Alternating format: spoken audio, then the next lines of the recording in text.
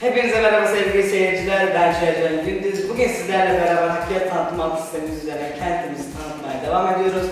Bugün de Otluca Köyü'nde Dereboy Mahallesi'nde bizim halı yıkamada Adem Bey ile birlikteyiz. Yaklaşık 9 yıllık deneyimleriyle birlikte Hakkari'de halı yıkama sektöründe öncülük eden bizim halı yıkamayla birlikteyiz. Bizim halı yıkamada her türlü battaniye, kilim, yorgan, halı yıkanabilir ve özel makinelerle ve özel deterjanlarla burada yıkanıyor. Biz de şu anda Dereboy Mahallesi'nde bizim halı yıkama atölyesindeyiz ve Adem Bey'in yanındayız. Adem Bey, size sorabilir miyim öncelikle, nasılsınız? Sağ ol, teşekkür ederim. Siz nasılsınız? Teşekkür ederim efendim. Efendim, bize bunu anlatabilir misiniz? Ne tür hizmetler veriyorsunuz?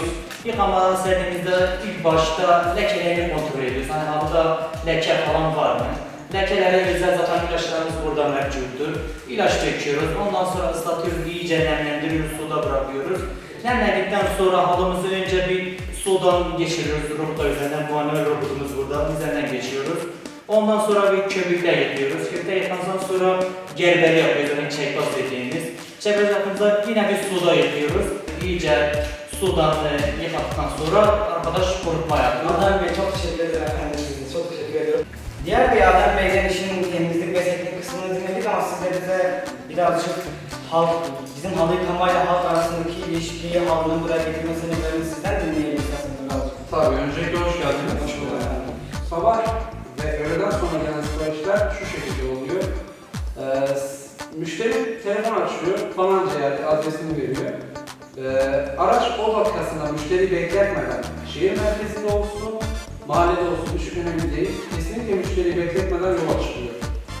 Bu önceliğimiz zaten, müşteriyi bekletmemek. Daha sonra halı alınmaya gidiyor, evden alınıp eve bırakılıyor. Burada hep birlikte el ele vererek bir yerlere gelmeye çalışıyoruz. Arkadaşımız alem olsun, diğer arkadaşlarımız olsun. Elimizden geldiğince birbirimize yardım ederek halkımıza olsun. Sonuçta işimizi yapıyoruz biz de, bize olsun. Bir yerlere bir şekilde her birinden para kazanmaya çalışıyoruz. Yar Bey, çok teşekkür ederim. Rica ederim. Adem Bey, keşke çok Sağ ol, teşekkür ederim. Size hoş geldiniz. Sevgili seyirciler, bizim halı yıkamadaki tanıtımımız devam ediyor.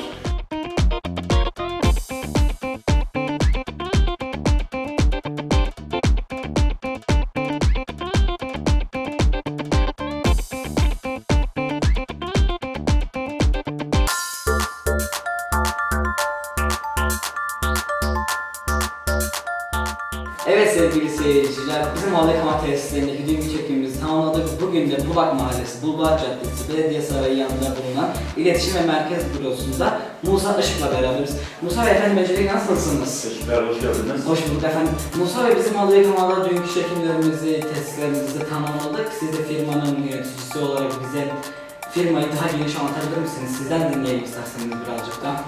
Tabii, Lebra hoş geldiniz. Hoş bulduk efendim, teşekkürler. Biz 2013 yılından beri bu işe giriştik. Bizim yani tek hedefimiz Hakkari'de en iyi halı yıkamacı olmak. Yani öncelikle hedefimiz bu. Kalite konusunda, müşteri memnuniyeti konusunda en iyisi olmak. Diğer şekilde yani Hakkari, kendi köyleri, ilçeleri dahil olmak üzere elimizde geldiği kadarıyla yani merkezden sonra tabii ilk başta özelimiz merkez, ondan sonraki ilçeler, köylere gidip halı alıyoruz. Hakkari'de herhangi bir vatandaş sizi nasıl algılayabilir, numaralarınız nerelerde var ya da aradığında nasıl bir şeyle karşılaşabilir, halının yıkama sürecini sizden dinleyelim. Şimdi özellikle bizim yani kendi sitemiz var, bizim halı yıkama.com, ayrıyeten yerel basında, internet web sayfalarında bizi rahatça alabilirler. Müşteri bizi aradığında, telefon geldiğinde direkt sizden sistemimiz var. O sistem müşteri aradığında direkt araca mesaj olarak gidiyor. Bu araç müşteri evine en telefonlarla ulaşıp halıyı alıyor. Halı aldıktan sonra tesise geldiğinde ise bu halı alınıp ölçülüp, biçilip yıkama süreci başlar.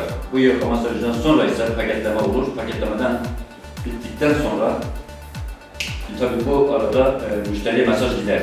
Halının metrekaresi, fiyatı, her şekilde yani direkt müşteriyle birebir irtibata geçiyoruz. Bundan sonra işte halı bittikten sonra direkt yine aynı serviste müşteriye teslim edilir. Musa Bey, peki Hakkari'de bir numaralı halı yıkama olmak istiyorsunuz. Hakkari'deki hizmet alanınız ne kadar geniş? Bizim halı yıkama olarak Hakkari merkez, Hakkari merkez köylerine bağlı köyler, ilçeler dahil olmak üzere. Yani alanımız geniş. Hakkari'nin 4 ilçesinden de. Tabii yani yeter ki müşteri bizi aradığında o an özellik hedefimiz tabii merkez. Merkezde köyler, ilçeler. Özellikle Çukurca ilçemiz örnek. Burada halı yıkama yok. Oraya da özellikle yani her müşteri aradığında yani haftada bir veya 2 günde bir mutlaka servis gönderiyoruz. Musa Bey, bundan sonraki hedefleriniz nelerdir? Bundan sonrası için ne planlıyorsunuz? Öncelikle hedefimiz kalite. Kalite en iyi şekilde sunmak, uygun fiyatlara halkımıza hizmet sunmak. Bu yanı sıra bu hizmeti en kısa sürede müşteriye ulaştırmak. Kararlılıkla gelişmek, büyümeyi, bizimle çalışan herkesin yaşamından değer katmak. Musa Bey, değerli seyircilerimize son olarak bir şey söylemek ister misiniz? Tabii özellikle Hakkari halkına bizi tercih ettikleri için çok teşekkür ediyoruz. Bizi bu yolda yalnız bırakmak için gene minnettarız onlara. Onların bize sunduğu bu desteği biz de en iyi şekilde ve kararlılıkla onlara hizmet etmeye devam edeceğiz. Musa Bey, bize zaman ayırdığınız için efendim sizlere çok teşekkür ediyoruz. Sevgili seyirciler, kent tanıtımı amacıyla çıktığımız bu yolda bugün de bizim halı yıkama tesisinin yöneticisi Musa Bey ile birlikteydik. Bir dahaki videomuzda hoşçakalın efendim. Görüşmek üzere.